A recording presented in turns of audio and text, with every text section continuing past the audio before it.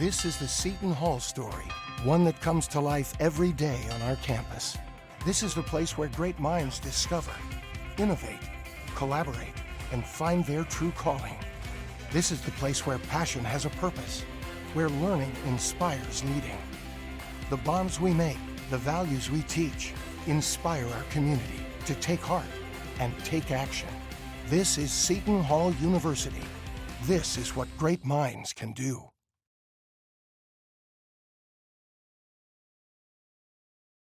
Hello, everybody. Welcome back to EGFC. My name is Keela Miles, joined once again by Soy for our second match of the day, where Seton Hall University and the University of South Alabama, two teams new to the EGFC, are ready to go head-to-head to decide where they fit in on the pecking order in their first season.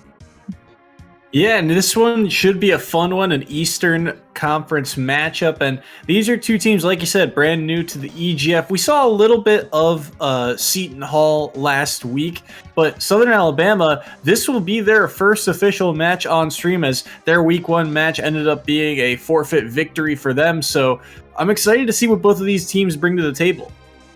Yeah, we did, like you said, get to see a bit of what Seton Hall had. And, well, it is very prevalent that they are a newer team, but they do still have some strengths, and they've definitely got some footage after what their unfortunate loss last week. Meanwhile, University of South Alabama, not up 6 points, is actually just trying to, I guess. Ooh, they're actually just getting word. There is a forfeit on Seton. So University of South Alabama start out with a lead. That's going to be rough for them.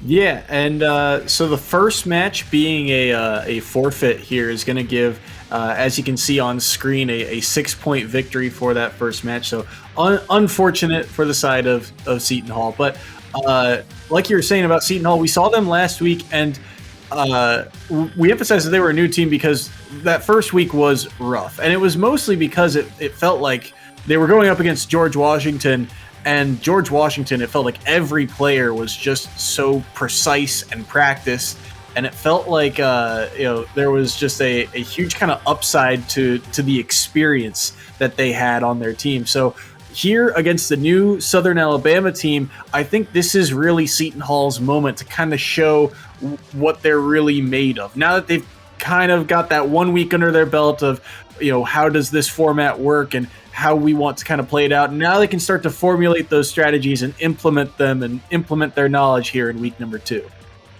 Yeah, and starting out, we are going to have Trey and Nanomech coming out from respectively Seton Hall and University of South Alabama. Now, Nanomech, I do know of them playing another heavy. Oh, never mind. They lie. They lied to me about their roster. Unbelievable. Well, instead of the Incineroar, they're rocking the Roy, another fiery character who I like decently. I like their chances quite a bit more as they're trying to rush down upon Trey. Yeah, and Trey was one of the players we saw in last week's lineup go up against Snake, but he opted to go Fox instead. So opting for the Falco this time around. We actually saw this exact character matchup last week. It actually might have been Seton Hall in it too. But either way, these are two characters that are very combo heavy and just love to be close to each other and beat each other up. So that type of boxing match I expect to see a lot of. Yes. They're trying to pressure each other as best they can. We apologize once again. We won't bring it up a lot, but these players are struggling through the online era just as much as we all are. So as we get this figured out, and they get it figured out, this matchup in general, I feel like favors Nanomech so much. I mean, I like being able to control the neutral with the lasers in general. And I love the ability to edge guard Falco off stage with your disjointed hits. But you can't get too flashy, too snazzy off stage. Because Roy, well, after one reversal, if you use your jump, you're pretty much done for. Yeah, and it's like you said, Roy just has, I feel like, a lot more raw kill power off of something like a stray hit or finding an opening. But like we said, like we saw from Trey last week, once he gets in, the damage he can do is just something else to behold. It's just a matter of if he can get in or not. Yes. I would imagine getting it again. With Roy, your level of technical precision changes so much about your game plan and your threat range. If you're able to convert a jab into 60%, if you're able to convert a jab into a kill, then, well, you're a lot scarier. Do a little tippy-tap dance. All right, very nice, very nice. Technical precision right here, folks. Brings me back to Smash 4 right there. Yeah. Again, just doing a little bit of a button check, lag check as we figure this out. But as I was saying about Roy, the jab is the key. How are you able to convert it? How are you able to use it? Because it's one of the safest moves. It hits ledge. And if you're not able to use it to its fullest effectiveness, then you're missing out on a massive chunk of the character's pie. Yeah, and you could almost say the same thing about Falco. He really needs that up tilt combo because that's just, it feels like up tilt into imagination, right? That's the combo starter move. But it's going to be a lot harder, I think, for Trey to land that move because you got to be so much closer. Roy has that sword to keep him at at arm's length, and on top of that, Roy will be jumping around a lot, so you could possibly get underneath him. But it's not the easiest thing for Falco to get underneath a character. Yeah, like against a character like Ike, you can definitely try and find a way to get the parries online. But with Roy, you have to be a lot more precise, fishing out for very heavy hitting options because you can't up tilt out a shield. You've got to find different ways to go about it. Yeah, no, absolutely. With that being said, looks like the button check is done. They're going to reset the lobby here, or at least reset this this game one. So we'll bring you game one shortly. Yeah, we thank you again for your patience. As we always say here at EGF, it's better to get everything worked out ahead of the game than in the middle of it. You know what I mean? Because, well, now we can get right on smooth sailing through the gameplay. And hey, won't be nearly as bad. So, again, just getting that all figured out. Maybe getting some new players in here. We will see. But either way, I like the way that was looking. And while we are figuring that out, let's take a quick minute to recap where we've been and where we're going for the rest of the day. Let's take a look at the schedule. Yeah, and so we saw that first game of the day between Iona and Niagara go towards Iona and in a big way. That final score, again, 33-0. Niagara shutout for the second week.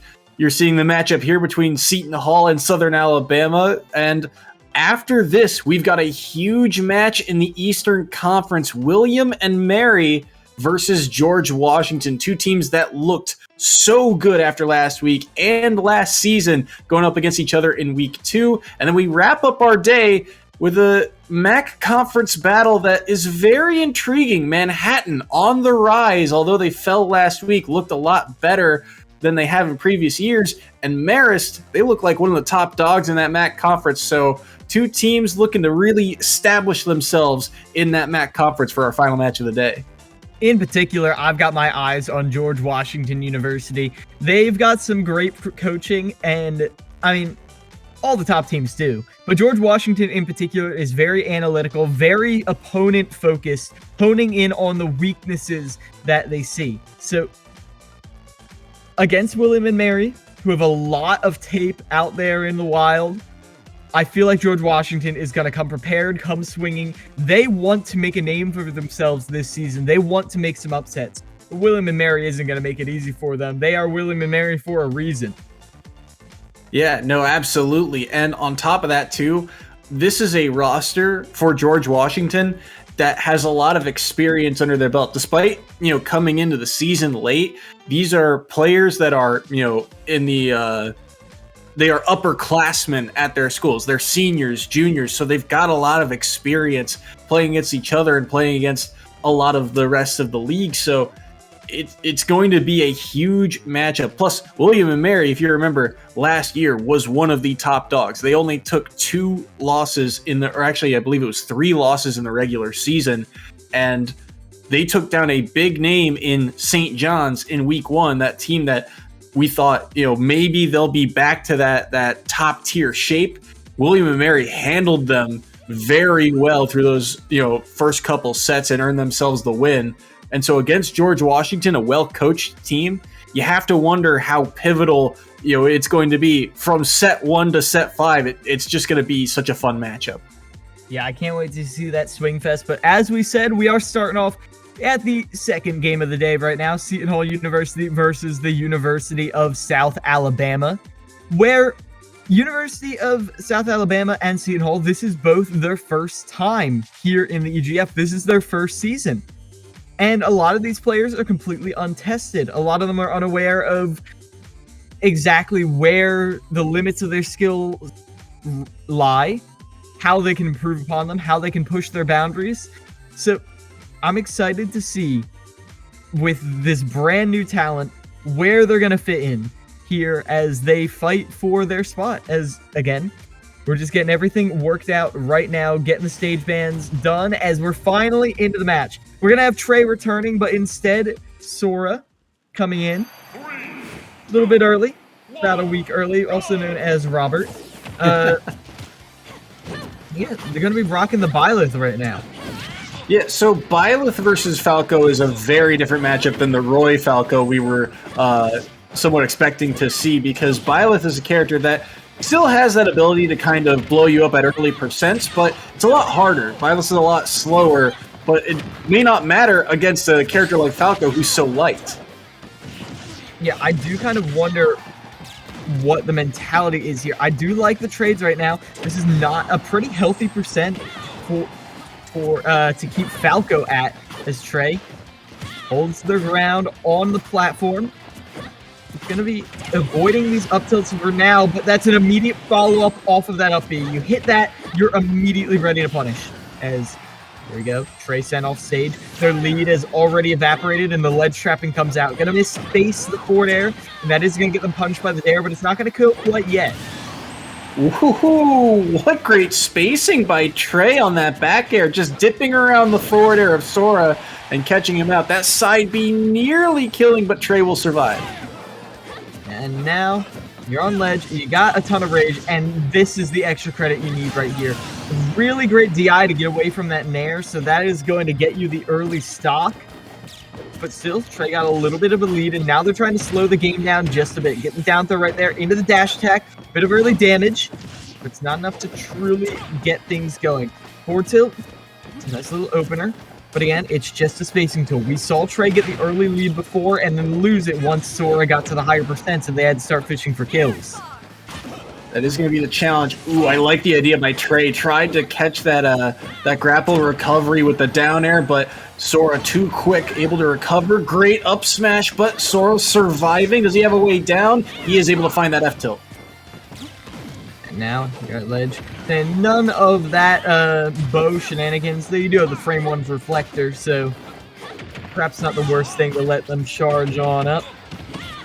Right now, though, being kind of knocked around the stage, Sora is slowly finding their footing, once again at these higher percents, once Trey is trying to fish for the kill. Ooh, Trey spacing on point. Sora throwing out that up smash, and Trey just well done to get around it and land that back air. That's twice now he's been able to catch Sora out. Now Trey going for an early start right there, but that's a nice side B. Get a little percent. Dare pops them up, and that gives you the opportunity to follow up. But getting a little too aggro is going to put you right in the face of that big hitbox. And that's the challenge here for Trey, is all of those massive hitboxes are so tough to get around, and Sora there scooping him up with the up smash. But like we saw, if he can get around those big hitboxes, he can get in, do his damage, and then search for that kill move. Oh, I love that falling up air right there. That was a good opportunity, but now It's going to be Sora's game plan as they hold center stage, but they get caught by the rapid jab, and now you're off stage. That's the jump used, but we're doing okay for now. Very liberal use of the side B. A hard read, a hard call out on a jump that has really no basis. And now Sora, another hard call out, is way off stage. Going to be getting back to center stage just fine. Resetting this neutral as both these players fish for their one big hit. Ooh, that's a good side B. Follow up on the up air. Not going to kill quite yet. And this is the challenge for Sora. How do you get back to stage? Great job getting in. Ambitious up smash there, but it will land. And now in danger is Trey. He is near kill percent. Sending them up, popping them up, but it's not enough. Bit of misspacing is going to get you caught by the back air, and at these high percents, we've seen Sora get the edge again and again. Trey needs to find that big hit, find that back air, not roll into it. The turnaround, all you had to do was pick a different option.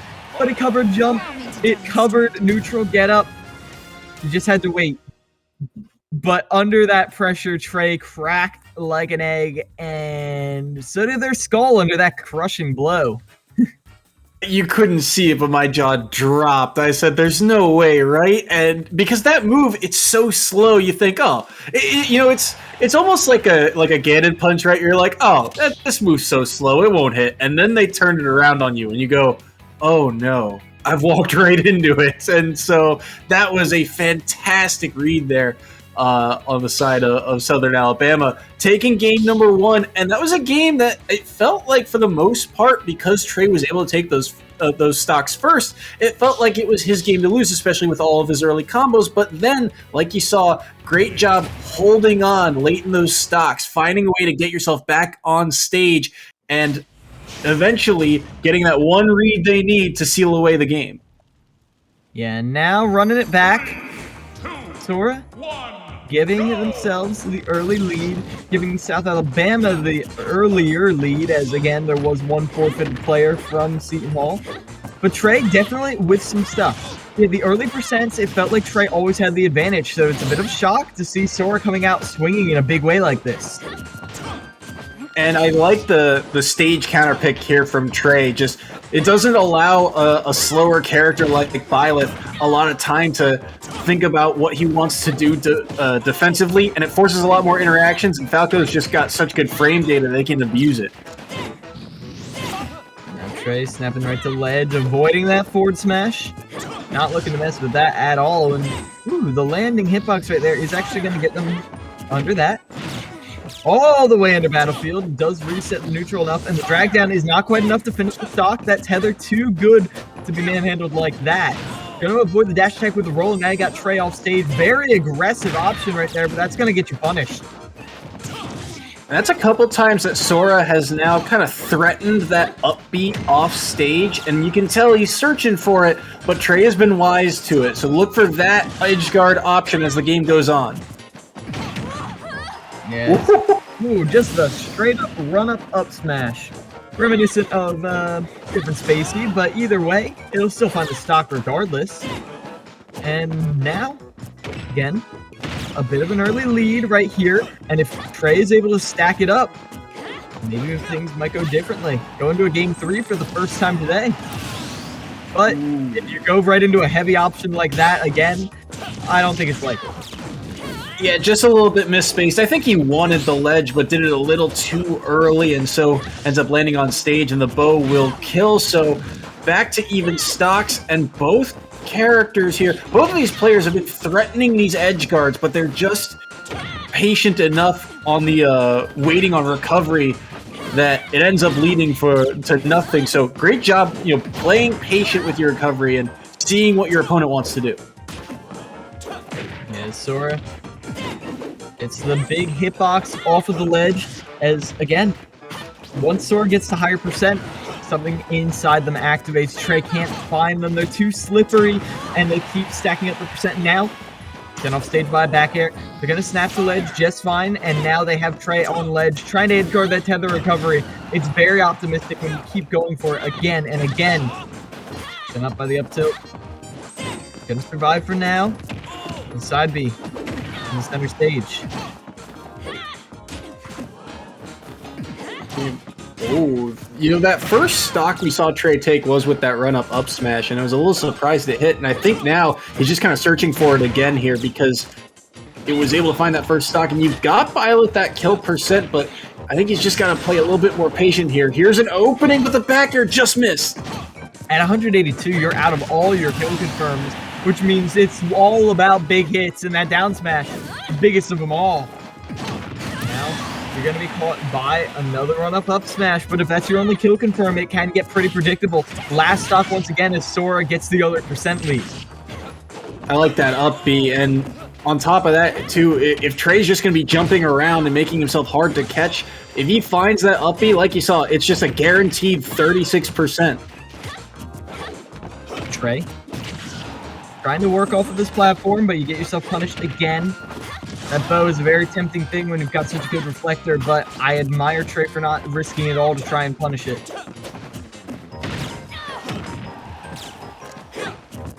Sora is doing fine in the center stage right here. Not giving up more than they have to, but one big combo is all Trey needs into a kill confirm.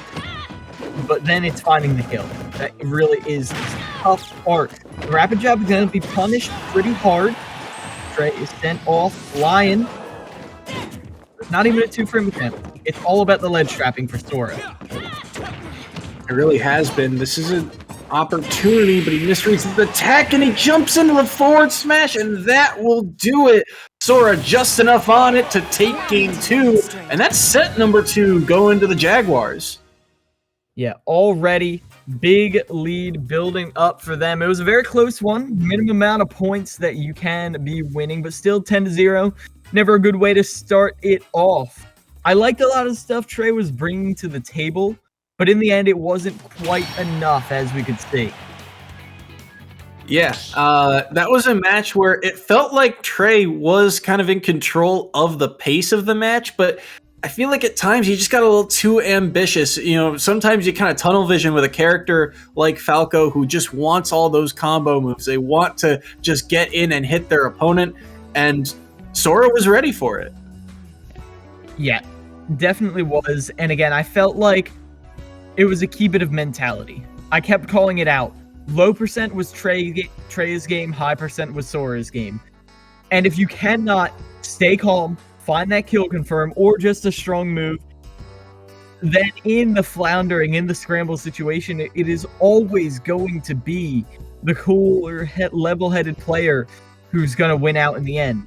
As we could see, one big move from Byleth was equal to 1,000 different chips from Trey. And all you need to do is hit 2 and you're dead. Yeah.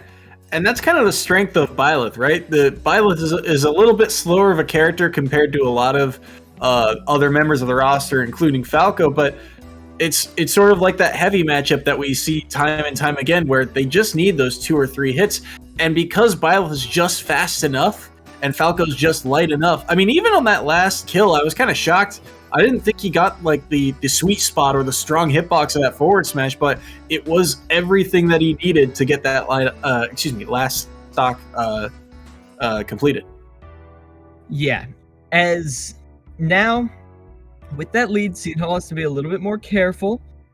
It looks like they're going to be sending in Owzer, who we did see last week. You might be able to guess who they play. But in case you can't, it is a definitely Bowser player. They struggled a little bit in a Bowser Ditto last week, which I highly doubt is going to come out. But we've had a lot of Bowsers today, so I'm not ruling anything out. But either way, with Owzer coming out, I hope they've cleaned up their game plan a little bit, because when you get slapped around in a Ditto like that, you can definitely learn a thing or two. And hopefully they're taking that into their game plan, adjusting, and they'll come out looking a little more clean this week. Yeah, absolutely. I mean, we saw last week in that Bowser Ditto, there were glimpses of greatness, right? There was opportunities where Owzer had, I believe Owzer was able to keep the damage minimal, right, against Starbucks as George Washington Starbucks. But either way, if you just clean up a few things here or there, Bowser's a character that can kind of run away with sets. The problem is, if you're going up against the combo characters that we see time and time again, it just gets more and more rough. But the key here is that you have to, play patient and adapt, because that's really where Bowser thrives. Yeah. And in that adaptation, hopefully we'll be seeing that coming out. Meanwhile, it looks like Umami is going to be the representative from the side of the University of South Alabama. Now, Umami, oh, never mind. I don't even get to call it out. They're the Incineroar. Two big heavy fire characters coming out to play in this third set. Now, again, it's big, slow hits, controlling the neutral and running away with games. That's what these characters thrive on. See how they do coming here. Yeah, and I would tend to favor Incineroar just because of the speed that Incineroar has, but if you have an option like Flame Breath to really slow down this Incineroar, it chunks out so much percent, and you can tell Bowser taking full advantage of it, as Umami already at over 100. It's at 132, jeez. Yeah, all you need now is a smash attack on a shield, a forward tilt, a down tilt, literally anything.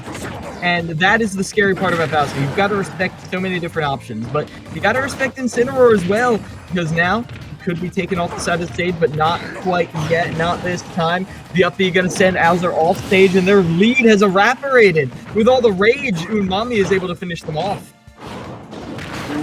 That was a decent idea, but Bowser read it beautifully, because Umami, when you've got so much rage, you think, okay, I can get a little bit of extra percent here, and I know they just want to kill me, so let me just throw out this counter. And Bowser reads it saying, okay, I know you want that extra little bit of credit, so let me just wait and punish accordingly. Now, once again, Bowser sent off stage, but a little too predictable. Jump into ledge right there. That is going to be an instant down air. The spike going to put Bowser on their last stock. Ooh, what a great hit of Nair there to follow up into the grab. So Umami with a lot of extra credit on this first stock, or on the second stock, I should say, and Bowser with a lot of work to do. That was a nasty call out. Whiffed grab and punished by the down B. Great stuff to Bowser. And now Bowser is in this game yet. We saw how quickly they stacked up the percent on the first stock. And ooh, very nice tech chases coming out, completely covering the corner with the Flame Breath, and they get the down air as well. Umami struggling against this lead, but they do have Bowser off stage. That's the jump use. We get right back to the ledge. Doing okay for the time being, and they fall right back down into the Flame Breath. It's about even. One big hit from either of these heavy hitters is going to be it. Gotta play so careful here. Good forward air to get him off stage once again, and Incineroar's recovery options limited. That should do it, though. On stage and off the top, Bowser takes game one. And with that, it was quick, it was brutal, and it was messy. These players were just slapping back and forth at each other, clawing their way into that victory, and it really felt like one neutral win was all it was going to take. And eventually that side beat, Bowser just has the better tools. With that 3-frame jump squat, it's a constant threat of where am I going to be, how am I going to attack, and the fact that Bowser is so fast too definitely makes him the better heavy. Yeah, absolutely. And you can see Bowser just taking full advantage of it too. Now, you did see some openings from Umami, right? Like, think of that first stock where he was, despite being at a deficit, he found his one opening and he got that strong hit of back air close to the edge of the stage. So he was able to clean up stock number one. But like you said, Bowser could just take advantage when he had those opportunities. So in game number two, I think that's something to kind of look forward to, because remember, that first stock was almost completely evaporated by Flame Breath. I don't know if he'll get away with that twice, because you've got that counter online, you've got ways to play around it. So that's what I'm really looking for, at least going into game number two. Yeah, and to me, it was the story of Umami getting a lot of juggles, and then they miss one, and they get punished so hard for it. Because it felt like Bowser did have a little bit of a weakness in their landing, But if Umami is able to figure out how to keep the advantage state going, how to keep them on the platforms, and get the kill from it as well, then we might be seeing a little bit of a different story. Yeah, it's an exciting matchup because these are just two players, like you said, who just are. It is punch for punch, hit for hit, tap for tap. Right? It is so fun to watch these two big, heavy characters beat up on each other, and then you get to that last tense scenario with both characters at 100%, and it really came down to just taking advantage. That last stock specifically came down to just Incineroar not properly spacing that recovery, right? That platform's kind of in the way, that side B doesn't quite reach, the up B angle is hard to get, to snap to ledge. So that was something we also kind of saw in that set too, was taking advantage of the poor recovery options of these two characters. Yeah, especially with that spike, like you mentioned, crucial. I feel like Incineroar in particular is going to be a little harder to go off stage against. But if you read those early side B attempts and you're able to intercept with a forward air, that could be game right there. Meanwhile, the low recovery is a little harder to punish, especially as when you're Incineroar, it's so easy to get gimped off stage. So we'll end up seeing how they adapt to that going into our next stage. Yeah, not quite sure which stage we're going to yet, but either way, I still feel like it, I wonder if a stage like Battlefield would be, off the table because, for two characters that just love to beat up on each other, to force those interactions more often, I feel like it would play to Incineroar's advantage because you have, the easier juggle options off of those platforms, but still, I feel like it would be even more double-edged sword. Yeah. And now, I really don't know how it felt like Bowser was constantly getting their command grab, the Koopa Claw, whereas I don't think Umami got it once. And even if they did, they didn't connect it. It often felt like Umami was just not willing to throw that out at all, which I think is a good thing, because if you're over reliant on it, it can get very readable, which I have my eye on Bowser for that. But I wouldn't mind seeing a little more of that coming out.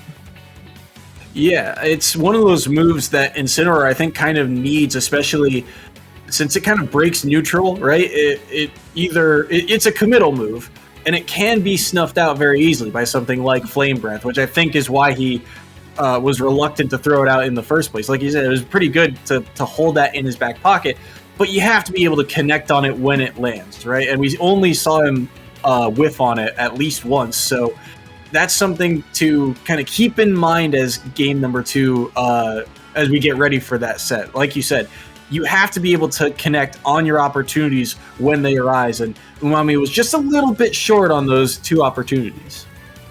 Now, so I do have to ask you a little bit, how do you feel about the landing options coming out from Bowser? Because Bowser is very hard to juggle with the sudden down B and down air and the down B if you want to get really cheeky with it. So how do you feel about Bowser mixing those up? Do you think they're doing it enough? Because, well, there were some definite juggles coming out at some point. Yeah, it's very difficult to really say. One of the things that I think you have to keep note of, because it's so easy to kind of throw those moves out, right? You're thinking, okay, I'm going to get hit here, but let me change that up and just try and be aggressive myself. But as you see the characters, which is another character that can still juggle Bowser, but it's something to keep in mind throughout this set are those down airs and down Bs. Yeah, looking to just chip away Bowser right now. Mommy, I like how they're switching more with the Mythra. Sometimes online you see the Pyra a little more dominant, but you gotta go with the Mythra at this point. I like the use of the Photon Edge as well as a long-range whip punish, completely avoiding that right there. Now going over to the Pyra to try and fish for a bit of stage control, contesting that Flame Breath, getting them off stage.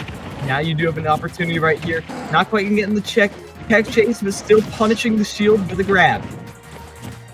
You can see Bowser in an early deficit here, but that Flame Breath just does so much work for him, and opting for the Pyra here because of the potential kill setups like this, and there it is, that aggressive landing option called out, and a second one too with the forward smash.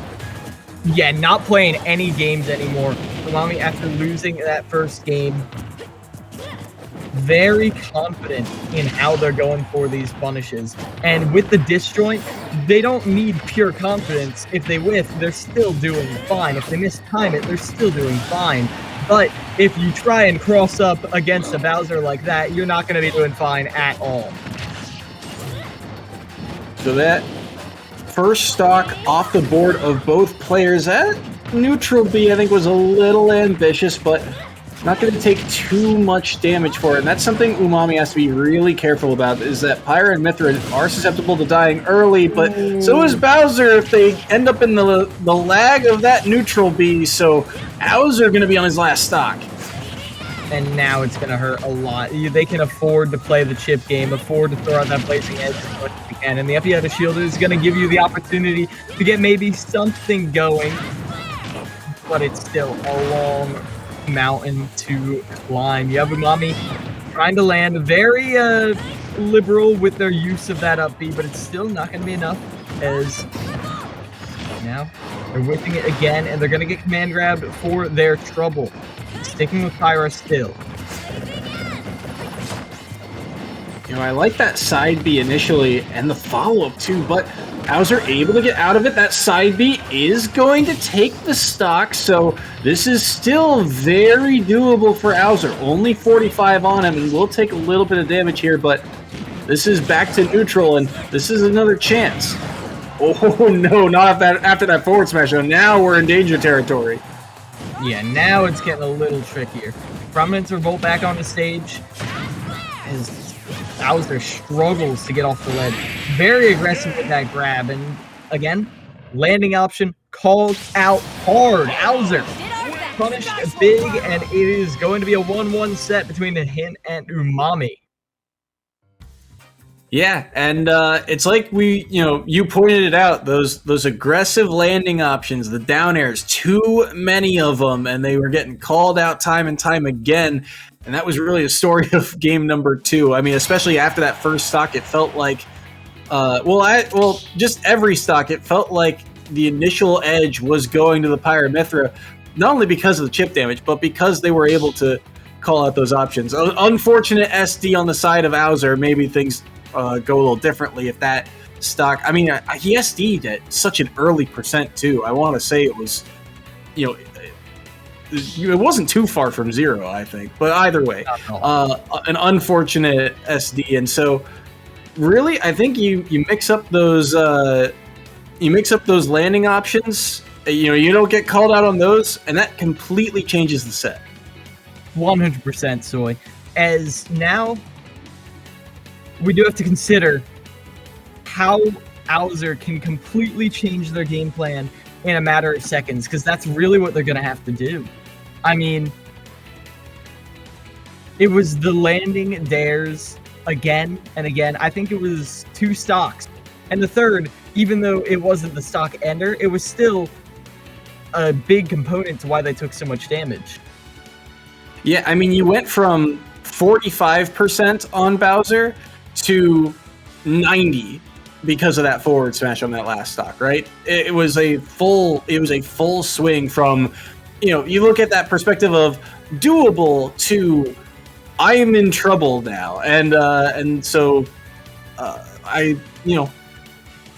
it was the story of that game number 2. Now headed into game number 3, I think for Bowser, you kind of have to accept that the chip damage is just going to come through at some point.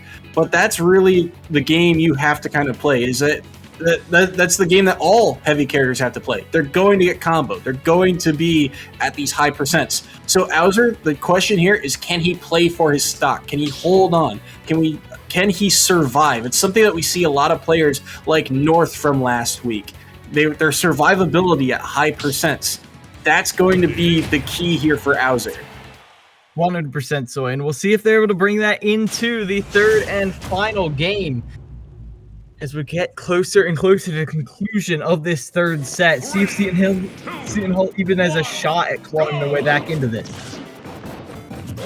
So Final Destination being the stage, and I'm not sure if I like this one a whole lot better. I always call this stage a double-edged sword, but it just feels like without those platforms, you take so many extra hits, but that quick forward smash, that Flame Breath might have actually saved Umami, not 100% sure, but either way, Umami had a huge deficit to start. I guess figured that Umami was getting more out of the platforms than they were, so take him here.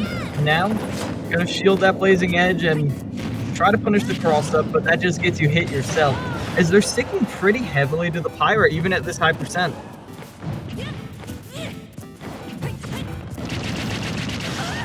Swinging away.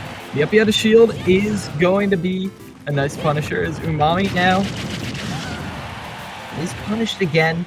At this point, a side B, maybe another up B will be enough, but if you're fishing for just those options, you're going to be punished pretty hard for it, don't you think so? Yeah, and you can see it there, up B, cleaning up that stock, so, well, again, aggressive landing option and read well by Umami, so back to dead even, and wow, it shocks me every time how much damage that neutral B does. Yeah, if you're not ready for it, you're gonna just get hit hard. It's been the game of specials, up B, side B, neutral B. Alzer doesn't need anything else. He really doesn't. Cleans up stock number 2 with the side B, and now he is up a full stock. It has not been hit, except for that one right there. A little bit of commentator's curse, but Alzer won't mind. He's still got plenty of work to do, and it's just so easy when the neutral B does that much percent for you. Yeah, now you can take it for a ride. 99%. Seem to get a little bit more. It's all they need.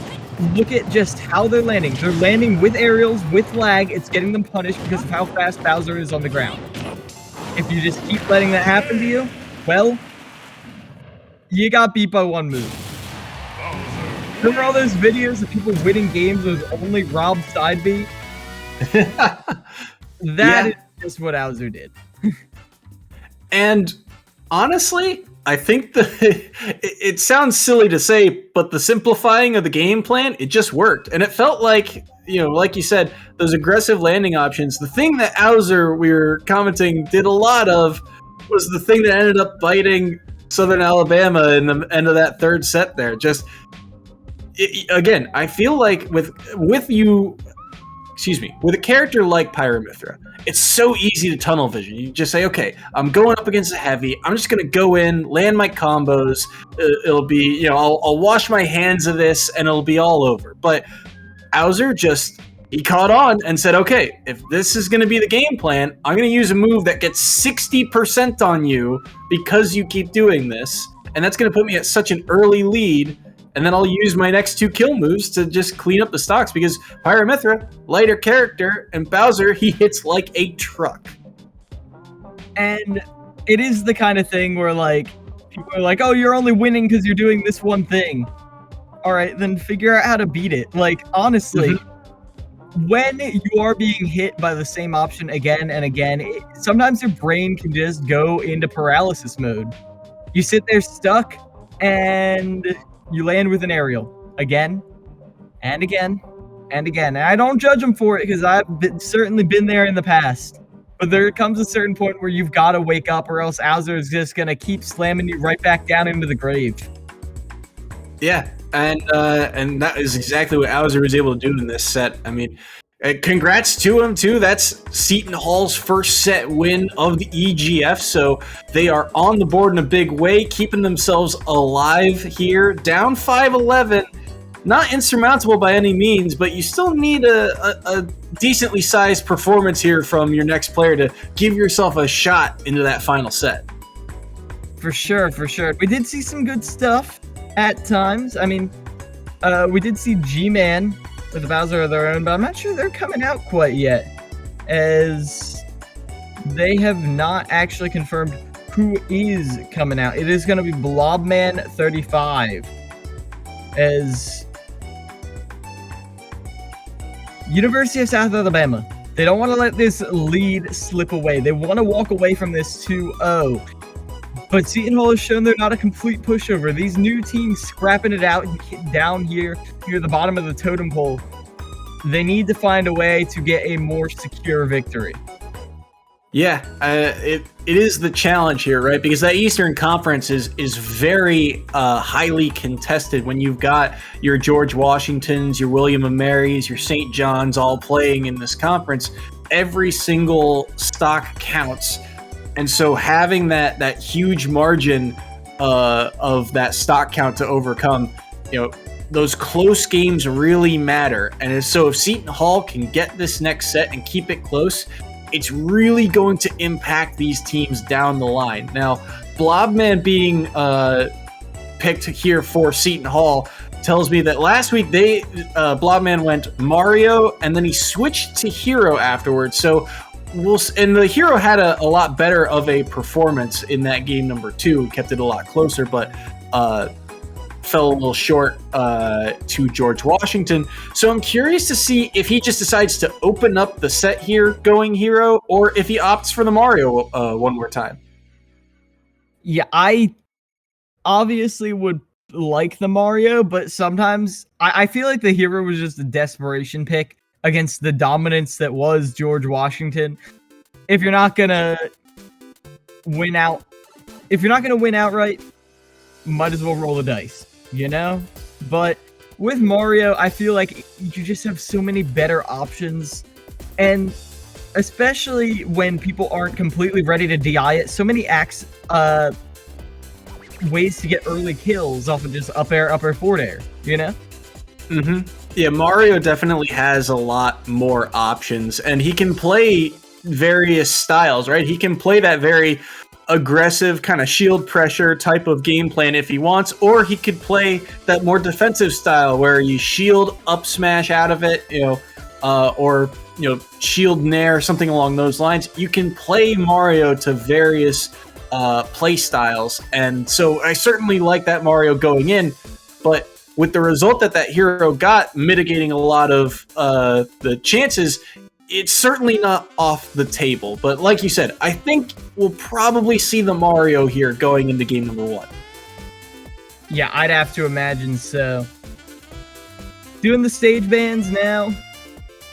Not actually banning Battlefield, so that could be a very bad thing indeed if they're not ready for it. But sometimes you just don't have the ladder combos online. I'm curious to see where Seton Hall rests, because again, it's very hard to get a measure of their skill when you're up against a top-tier team like that. Yeah, and for the side of Southern Alabama, we have, I believe it is Starukami, my apologies, being locked in for the Jaguars. And they, in their player bio, mentioned a couple characters that are in their pockets. So characters like Lucina, Peach, and Palutena possibly on the table here for the Jaguars. So 3 characters. We've seen Palutena before on stream, and we've seen what Lucina's can do.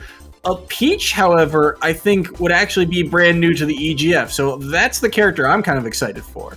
Peach online, it hurts. It hurts bad. I had a friend who was a Peach main. He wasn't a Peach lane for very long after 2020. It's very punishing, and it can be frustrating when you feel like you're that close to a punish and they slip right out your fingers. Not to say Peach doesn't have amazing tools in the neutral overall, between turnips and just float cancel aerials being so hard to punish, but it is still definitely harder to go for that. Yeah, absolutely. And that might be one of the reasons that, they opt for those other characters, because Lucina, I mean, it feels like the game plan for Lucina is very straightforward, right? If they're above me, I'm going to go for those up airs and up tilts. If they're behind me, I'm going to back air. If they're in front of me, I'm just going to wall them out with forward air. So, and then you also have a character like Palutena, but oh, well, maybe not. Another Ditto coming in here, and it's the Lucina Ditto. Interesting. I have to assume... Oh. Well, it may be just a little bit longer before we get to see that, as we just gonna try and figure this out very quickly, as as I also figure out my own technical difficulties. My apologies, folks. Give me one moment. But either way, Soy, how do you feel about the Lucina Ditto? Well, I mean, it's like I said, I feel like the game plan for Lucina as a character is pretty straightforward, but strangely enough, I think one of the things that I'm kind of looking for is who can land some grabs in this, because sorties typically, right, they don't typically have combos out of grabs, but it's a mix-up, right? And that's what really one of the keys is to the two Dittos, because you know what options your character has. You play them. So if you can throw a mind game in there, something like a Tomahawk, right? If you can throw something in there to make your opponent think a little bit more, that's what I'm looking for here. As both these players immediately start out swimming away, Blobman, very optimistic forward smash right off the gate, but Surkumi is going to weather the storm. Not going to quite get the punish on that counter, but either way, just trading back and forth around center stage is how we're going to start out. And that counter, too, I think is also going to play a huge part of this, because it is a call-out. It's saying, okay, I know this is what I would go for in this type of scenario. I'm going to time my counter for now or something. Ooh, that was a great catch on the up B, the reverse hitbox of it.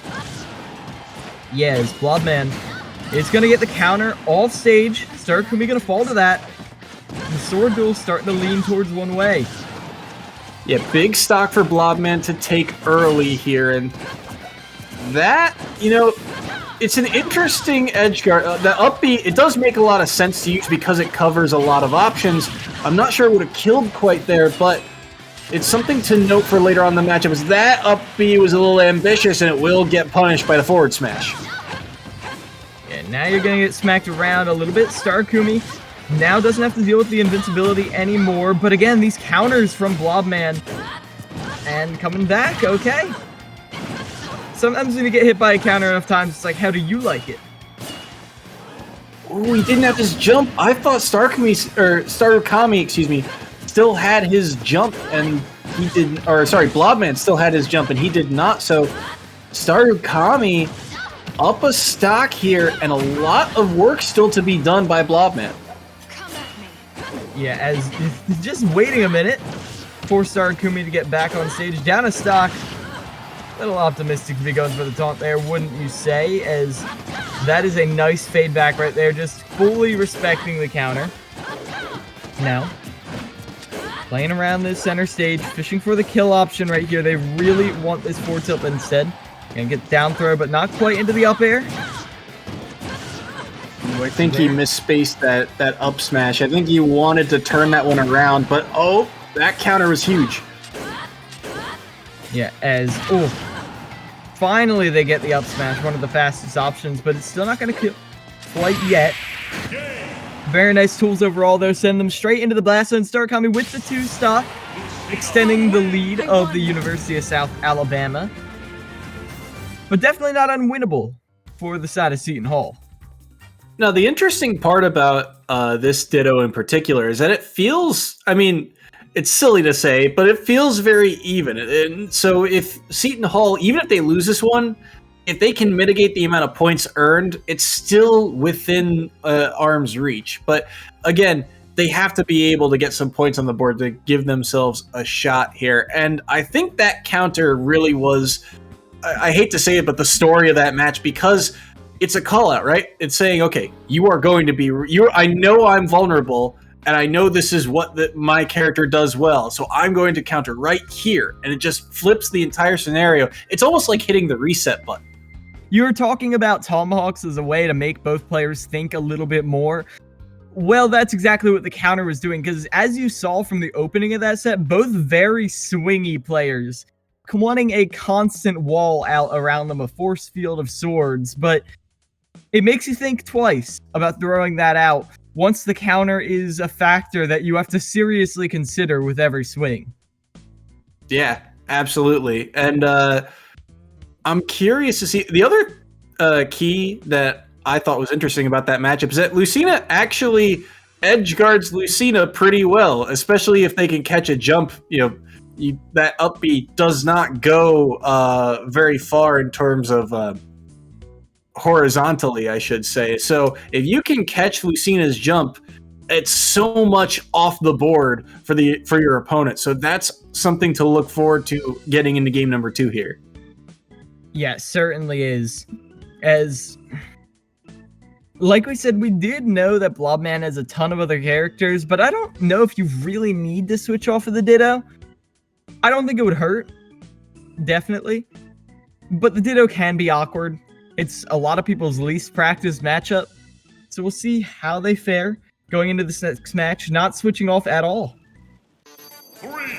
Yeah, and we'll have to see how they do here. Battlefield, I feel like this is going to be a lot more interesting because now you got those platforms to possibly extend your combos or extend your openings a little bit farther. But as you can see, not quite able to do so on the first few attempts. Yeah, Starukami, nice opening. I'm loving their use of the up tilt, honestly. Been very nice for them, as fishing for that side B isn't going to net you much. Back air there, Mike. Starukami playing under this platform is going to get punished for it. Some nice spacing on the aerials, but no punish on the counter once again. Yeah, and I also agree with the use of those up tilts. It's so good because Lucina's a character. I mean, both of these characters want to, land on you with some sort of aerial. So using that up. Okay, reading the air dodge in, and so Blobman off the early stock. But I was gonna say, because both players playing so aggressive, that up tilt kind of acts as an anti-air, and that's an unfortunate early second stock off the board for Starukami. I'm not even sure what was going on there, but either way, now Starukami, based on how they were trading last game, this isn't impossible, as Starukami gets a very clean early lead, has them off stage, but these aggressive edge guards are what got them gimped before. Gotta play so carefully, and you can tell Starukami, he wants to find that jump, because again, once that jump is off the table for Lucina, the game gets a lot simpler to edge guard. Look at how much damage he's done to stock. That's stock number 2 off the board. It's back to practically even. Yeah, Starukami running a charity, honestly, as now, like you said, practically even, and that up B is an opportunity to punish with just a forward tilt. Nothing major. Fishing for these down airs, but Nair is going to give them stage control instead. Very nice. Trying to find their way in, but that's a bit of mental damage, and tech rolling towards that side of the stage. That's going to hurt. The up B is a nice off-ledge option. Really good burst. Probably it is Lucina's fastest option. But is it enough right now? Ooh, I like the idea. That counter catching the recovery, but it's just not enough, too far away and able to snap to ledge. Ooh, now, Blobman sent off. We're in a scramble situation. And going for the up B again, it goes unpunished. Blobman trying to land. It's the counter. Charged forward smash. They want it so bad, but catches the dash away, and it's an unceremonious way to send us to a game 3 with Blobman tying it up. 1-1. Dangerous game there for sure, and Blobman able to clutch it out in that scramble scenario, but it felt very panicky at the end, right? Both players really wanting it, just kind of swinging for the fences, and Blobman hit the ball first. Yeah, and it's the kind of thing you got to wonder about, like, what would have been like if you didn't SD? What would have been like if you didn't get gimped like that? It's something that's going to eat away at you, and you can't let it. You've got to go in clean to the final game, because if you keep lingering on those thoughts, on what could have been instead of what is, you're never going to make the comeback. Yeah. And you saw Starukami, he was on the comeback, right? That second stock off the board completely for the side of Blobman. Just honestly, I think he ate about, 90 to 100+% and then lost his stock for it. It was wild the amount of times that Starukami could keep Blobman to the corner here. And so if you're Blobman, you've got to find a cleaner way back to stage, because you cannot spend the game playing from the corner. Yes. especially not on PS2, where your opponent in the corner will have the platform at their disposal. That's going to be even tougher, as Blobman immediately gets the lead, holding center stage, but Starukami, with the little bait right there, is able to get through. A little bit of an early percent lead for Blobman, but quickly mitigated. Starukami doing a great job of connecting a few aerials together, reading the movement of Blobman. Nice forward tilt out of shield right there. Gets you a bit of stage control, and now you're at ledge. Starukami is not going to fall into that. I thought for sure it was just going to get let rip. Ganondorf style, send you straight off the side, but they're going to survive for now. As they get the nair out of shield, get the punish. High recovery right there. Avoiding the 2-frame, but you're still going to get in a pretty precarious situation.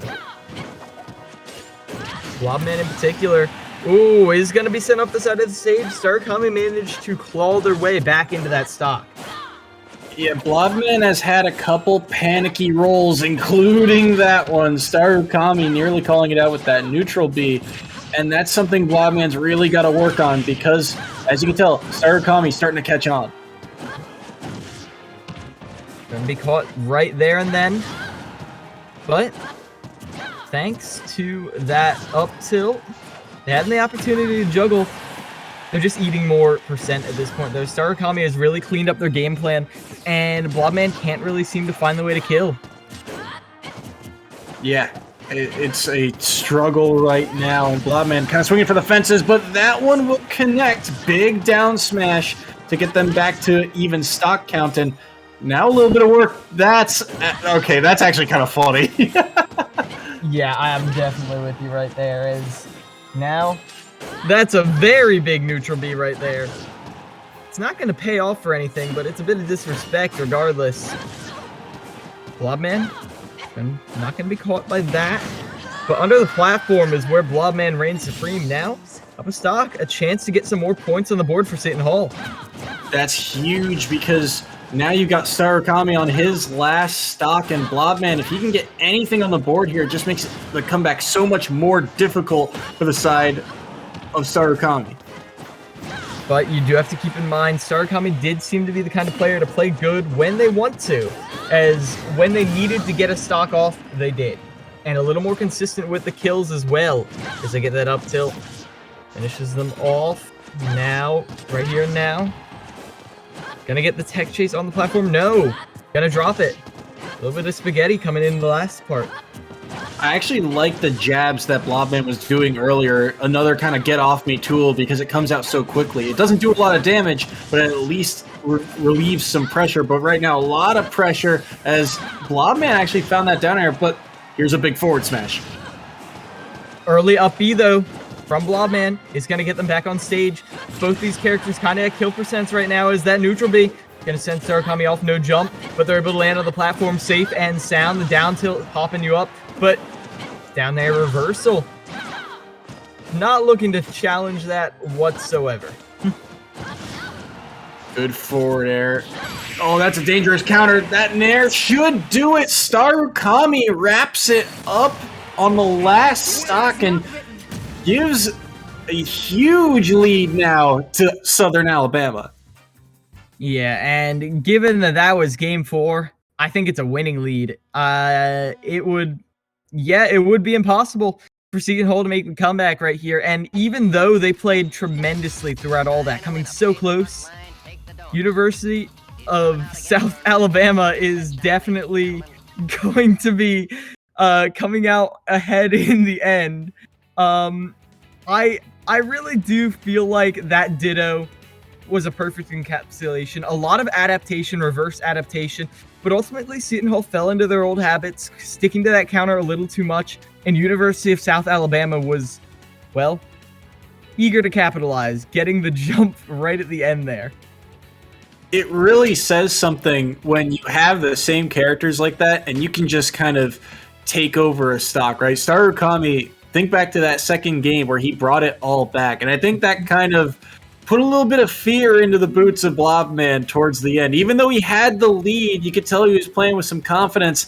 I think he he wanted the kill too badly, right? He goes for that counter late in the game, and that ends up pushing him to the corner because of the opening it allows for. And so that's all Starukami needed. He was just very clean when he needed to be. So good stuff to Southern Alabama to wrap that one up, but we still got one more set to play out here.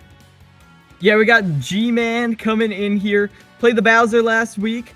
Going up against, I believe, not exactly the same. Yeah, Red Rhino. They switched it up on us. It was supposed to be Dr. Bum, but yeah, Red Rhino is going to be their opponent. Another Bowser. I think that makes 5 today.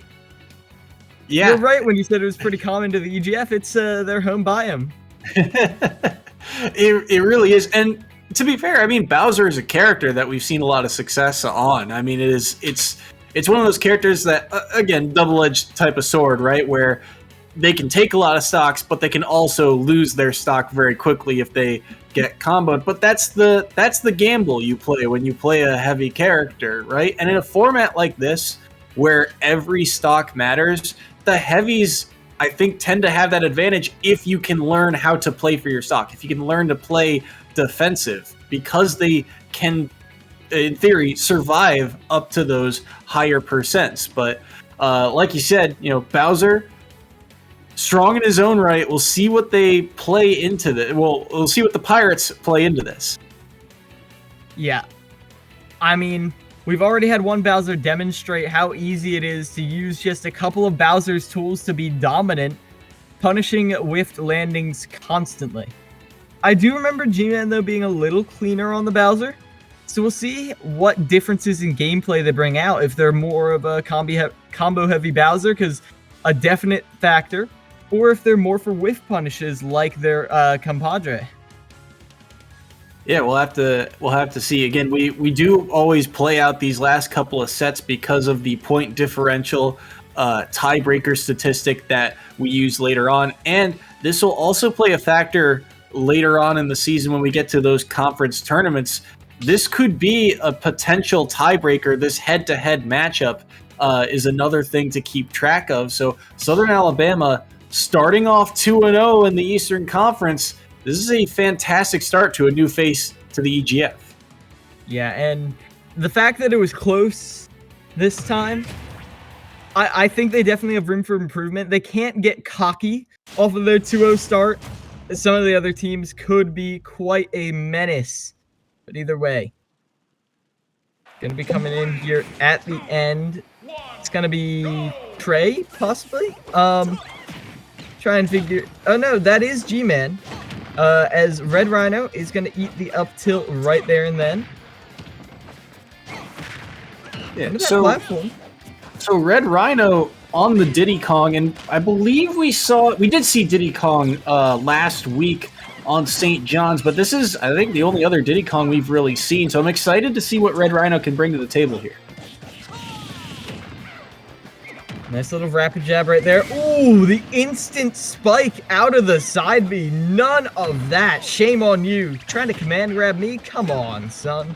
As not going to get the tech chase on the platform right there with the up smash. Monkey flip. Going to send him off stage.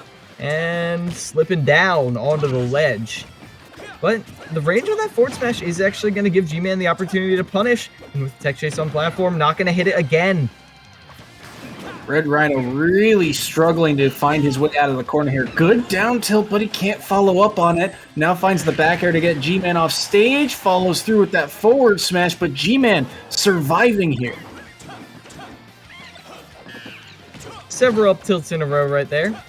It's what you got to do. Definitely what you got to do. As now, going very high thanks to the highest jump in the game right there.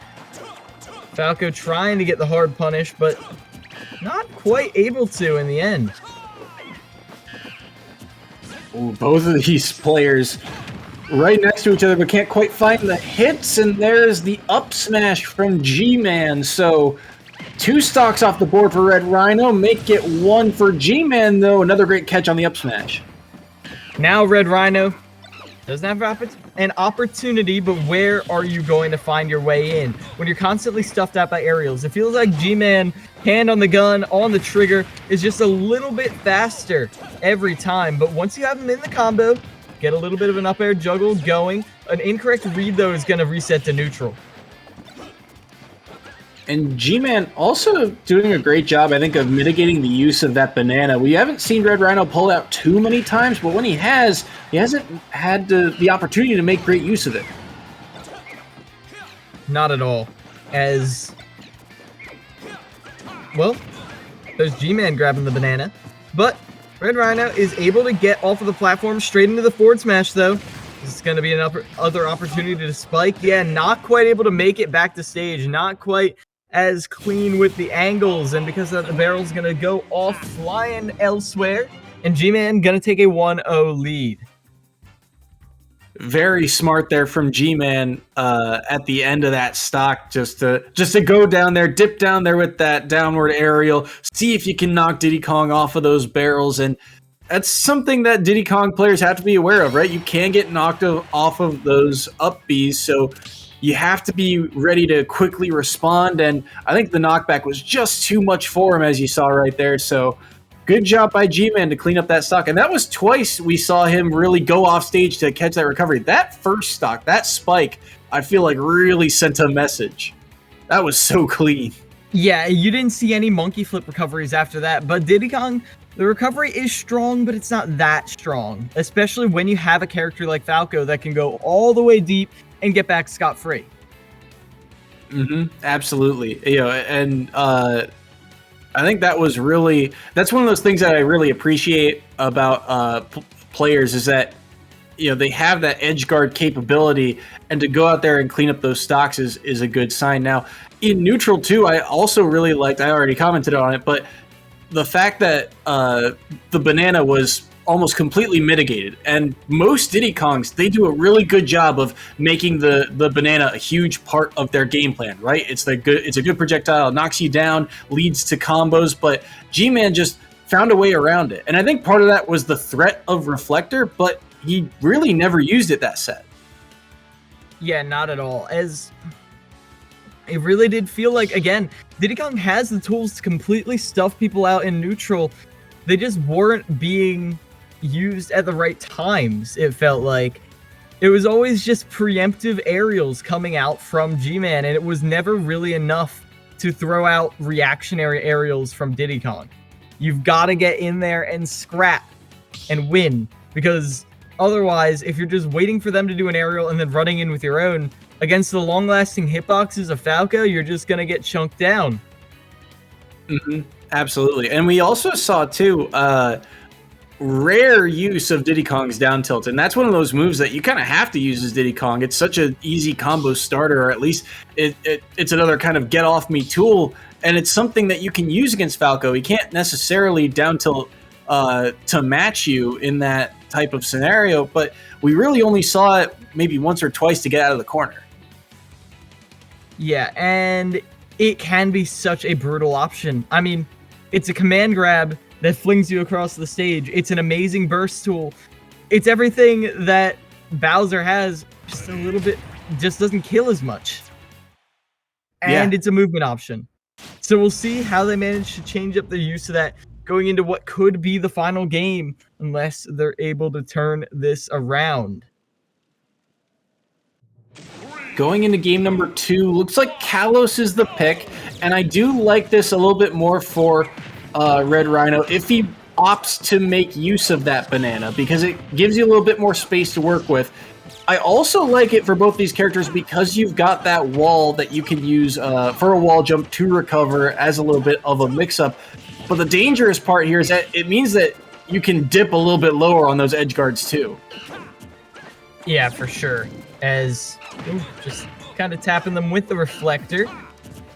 But not too much of a problem, as the landing there isn't going to convert into much. No real combos yet, just strings, just stray hits as these players feel each other out once again. Ooh, G-Man wanted that down air once more to try and knock him off of those barrels, but good high recovery from Red Rhino to keep himself safe. Now playing around the center stage, eventually it will be the stray forward air to catch Red Rhino, as G-Man slowly inches ahead. Now dashing to the other side of the stage, try and reset things. G-Man decides, okay, it's time to turn the pressure on. Reminder, you have to come to me right now, bud. As a couple lasers, which gets you frustrated enough that you don't even notice the running up smash coming in. Another early up B there from Red Rhino. Well, early, I was going to say early, but I mean, I was too distracted by the F smash or up smash by G-Man to clean up that stock. Well done to him. Yeah, and now you've got a lead on Diddy Kong. What I've noticed so far, no bananas at all, really. That is actually very interesting, especially when you have them at kill percent. It's not like you've conditioned them with a reflector. It's honestly a little baffling. Is Red Rhino sticking with command grab, sticking with the other projectile, and the forward air to finish them off. I actually like the use of the peanut gun there, knowing that the only real place that's safe for G-Man to go is the ledge, but seeing that that side B was a little bit early, just pops him up onto that platform, and then you can read the defensive option from there. So he reads the jump with the forward air, covers a lot of options, and cleans up that stock. Yeah, now stuck on ledge, but that laser, not exactly the best ledge trapping tool. Gonna get you punished. Now, Red Rhino does almost get the tech chase, but whiffs it, and that gets you open for a punish of your own. There's a nice forward air setup, but is it enough? Good air dodge from G-Man to get out of that combo. He was going to eat a lot more percent if he didn't find a clever air dodge like that. Yeah, as now, Rapid Jab gonna be punished, but ooh, nice use of that reflector to just get in Red Rhino's head a little bit more, but Red Rhino has gotten the lead. The opportunity to punish right there, but not gonna quite swing at that flame. Oh! G-Man actually surviving. That was huge. That flips the entire scenario around here because Red Rhino felt like he had a lot of pressure in that second stock, but still losing his stock now. And G-Man is at kill percent, but this is going to be the challenge here. How does Red Rhino give himself a chance onto this next stock? It's got to be something big as you do get that forward air right there, the tech chase into the up smash. Momentum going G-Man's way, but it's taken out of the sails by that one option. Ooh, banana at high percent. There we go. An opportunity right there, but the forward smash out of shield not going to be enough. The double spot dodge going to trip G-Man up. Going way high, though, to avoid the peanuts this time. Falco surviving at 186 is something you do not see a lot, but G-Man holding on, and every hit he gets is massive. He will lose his stock to the monkey flip there, and so 65%, and maybe a little bit more here off that jab. We'll see what happens. Good up smash. And juggling Red Rhino all around. Gonna get the parry right there. Very nice to see. As now, you're able to get the rapid jabs going. Down throw though. Opportunity for a combo as they just keep extending the string. You can see how desperate his G-Man is for this final hit. They want this to be over so badly. They can't quite find it. Red Rhino playing footsies with them. Up and down. Fastballs all around, but it's not enough. As they fall right into the up smash in the end, that will be G-Man winning it out in the end, giving Seton some more consolation points, but either way, the set is still over. Yeah, that was a solid set for G-Man, and I feel like at the end there, I've said it once, I'll say it again, but kind of tunnel visioned on landing on your opponent, right? Too many nairs. Nair is such a good move for Diddy Kong because it allows you to extend your combo, right? But just too many of them. And how many stocks did we see taken by Falco up smash? He just knew that he wanted to be landed on from above, and that was what really G-Man caught on to. So fantastic stuff there. I mean, despite the loss of the set, you mitigate that point differential to just 5, and you know, if you've got that fifth player around, you never know how this set ends up. Yeah, it really could be a definite possibility because, well, you never know how that first game would have gone. But either way, University of South Alabama will still be our champions for the week, for the day. So we're going to get the chance to talk to them a little more about that coming up. We're going to get the chance to talk to Umami from University of South Alabama. So don't go anywhere. We'll be right back with that interview in just a couple of minutes.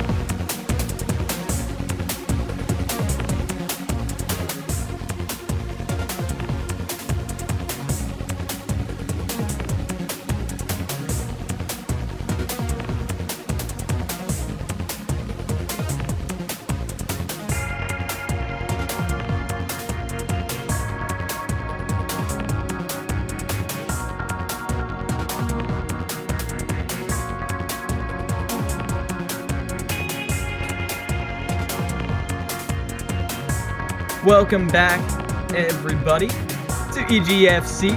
Right after that victory from the University of South Alabama, we are here with Umami. How you doing, Umami? Hello there, I'm doing good. How are you? Pretty good here, especially after that show you put on. And I do have to ask a bit of a big question right to open up. So this is the University of South Alabama's first year with EGFC, right? That is true. So, like, how have you been adjusting to the format? Like, how have you been feeling going into the start of this season? Well, for me personally, this is a first tournament outing, so it's really a big sort of adjustment, learning the tournament lifestyle and environment. And that goes for some of our other members as well. So really, this was our first experience understanding what you guys are like and how you guys play, and I think we learned a lot from today. Yeah, It was a fun, entertaining match. I wanted to kind of get some perspective on. You were the second match of the day for this set, and so I guess what was kind of your thought process as you were going up against Auser, the Bowser main? So with Auser, I'd played against aggressive Bowsers before, but I wasn't that used to a Bowser just holding down that neutral B and keeping me held in there. I'm usually fighting a Bowser in the air, where like going against their aerials and trying to bait and switch them, but that fire breath really got me up in the percent, so I had to try and work around it and smash DI out of it, but as you can see, it didn't work out too well, so I'll have to train up on that. Yeah, well, it happens, and when you get run up against something you're not familiar with, it can be tricky in the tournament setting where you've got to find the way to adapt. So that is another question I have for you. Like, how do you feel about your team's ability to adapt to these unpredictable situations? Because I imagine since you're new here, a lot of teams are going to be your first time playing them.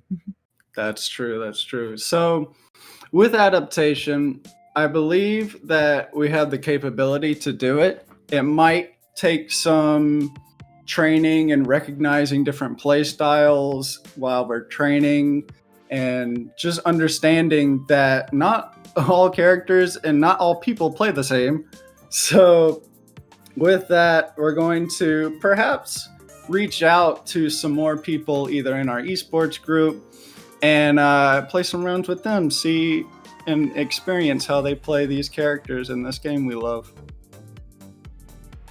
Mm-hmm. You guys have another match next week. You guys play up against the University of Hawaii, so that's going to be a tough match. How do you prepare for these weekly matchups? Well, the team comes together a couple days throughout the week, and we do things from again, we're starting to switch up play styles to understand how other people might play those characters. We are looking into different technique play with those different characters. So whether it be researching VODs or just tutorial videos on character specific techniques, we will go through those and try to practice those throughout the week, either during our practice time or on our own, just to try and iron those out. Hey, Mommy, that sounds like a very good plan.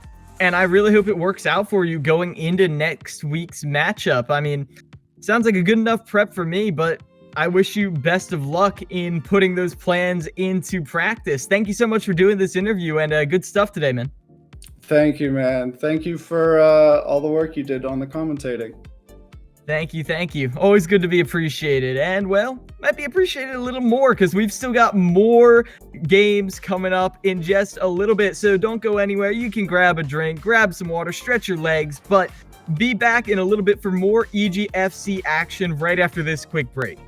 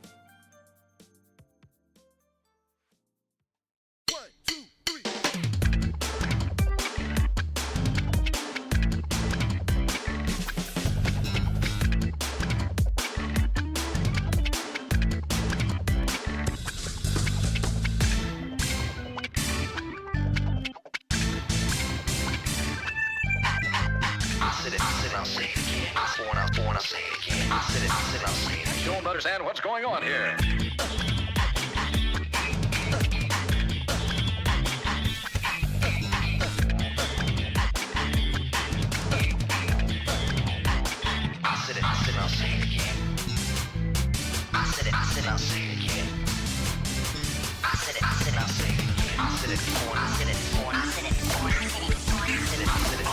Don't understand.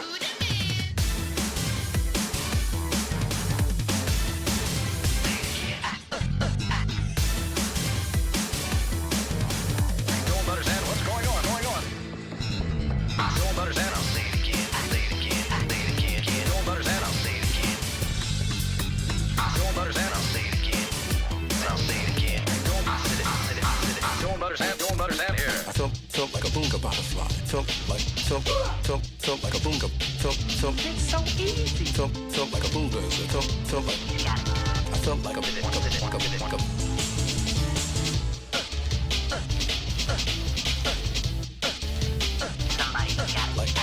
Somebody got it. like I felt like a It's so somebody got it.